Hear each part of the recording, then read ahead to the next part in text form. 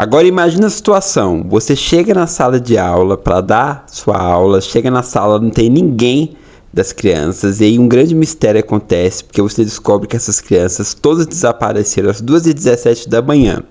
Essa é a premissa do filme A Hora do Mal, que vamos discutir agora. A história começa com um evento inexplicável. 17 crianças desapareceram ao mesmo tempo, às 2h17 da manhã, deixando apenas um aluno como testemunha. A partir daí, acompanha diferentes personagens conectados à tragédia, enquanto segredos sombrios e aspectos sobrenaturais começam a vir à tona. Bom, minha gente, então mais um filme de terror pra gente analisar aí, um dos filmes mais comentados do ano até agora, que na verdade, assim, foi uma grata surpresa da Warner, porque ele começou a ganhar muita visibilidade.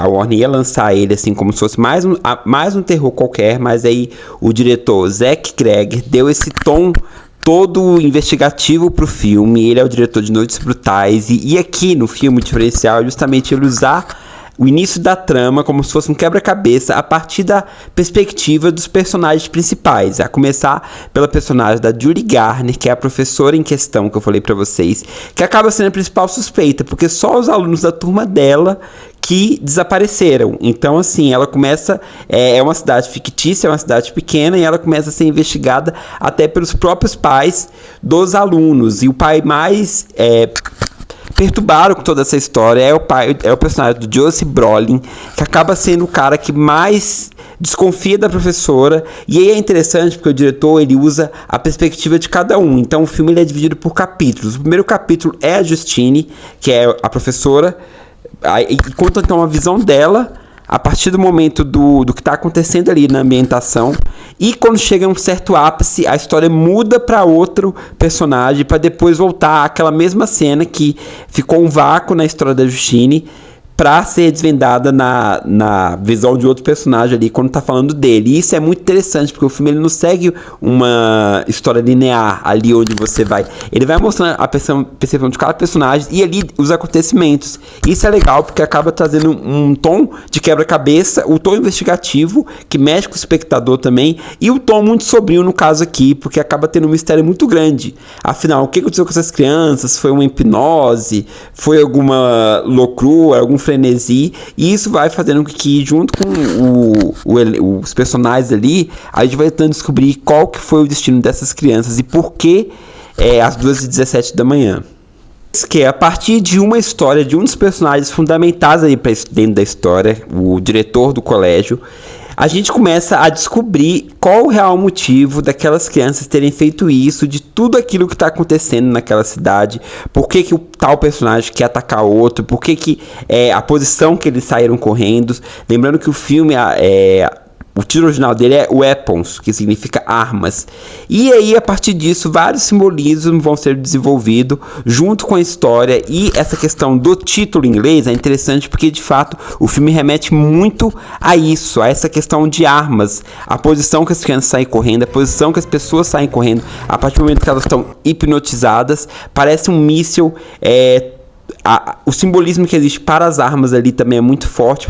Volta e meia aparece algum símbolo, alguma cena que possa remeter à arma. Então é muito interessante essa conexão que existe. E para o nacional foi traduzido A Hora do Mal por conta da questão de 2h17. Me chamou a atenção também que, por mais que exista essa tensão, essa investigação, esse terror, existe também uma coisa meio que cômica ali, um tom meio cômico voltado para as excentricidades do que acontece ali perante as situações. E isso é interessante porque acaba trazendo um certo alívio para o público que está ali envolvido com toda a história e de repente solta uma risada, ou então acaba achando a situação ali meio engraçada por tudo aquilo que está sendo apresentado.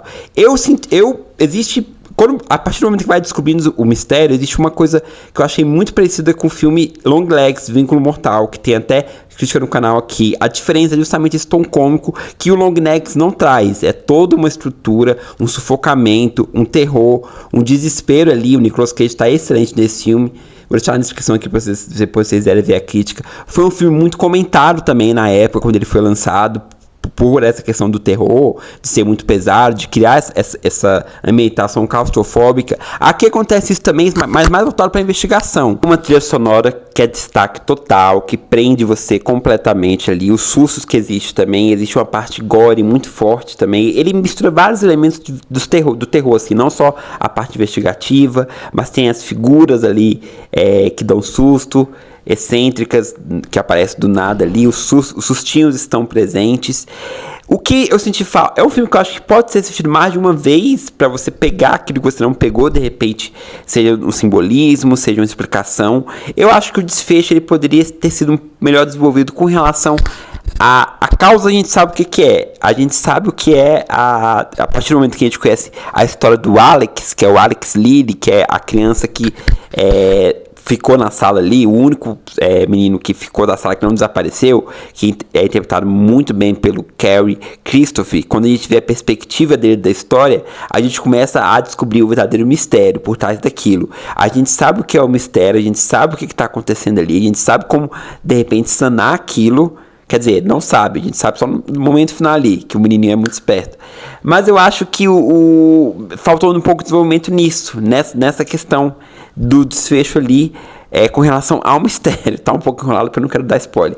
Mas no geral é isso. Eu acho que é um filme que prende muito a sua atenção a partir dessa perspectiva não linear que o diretor escolheu, né? De contar a história a partir da perspectiva de cada personagem para tentar juntar esse quebra-cabeça. Então você fica super curioso quando de repente começa uma cena ali e aparece tal coisa que é desenvolvida e espelhada em outra cena a partir da perspectiva de outro personagem. Então tem um policial, tem um personagem ali que ele é morador de rua, usuário de drogas, que também tem esse tom mais cômico ali, que também é interessante aqui para a história. Então o filme consegue juntar tudo isso, todos esses elementos, para uma coisa que é muito discutível pós-sessão e que acaba sendo muito legal, assim, em termos de terror, em termos de investigação, que eu acho que acabou ganhando público também.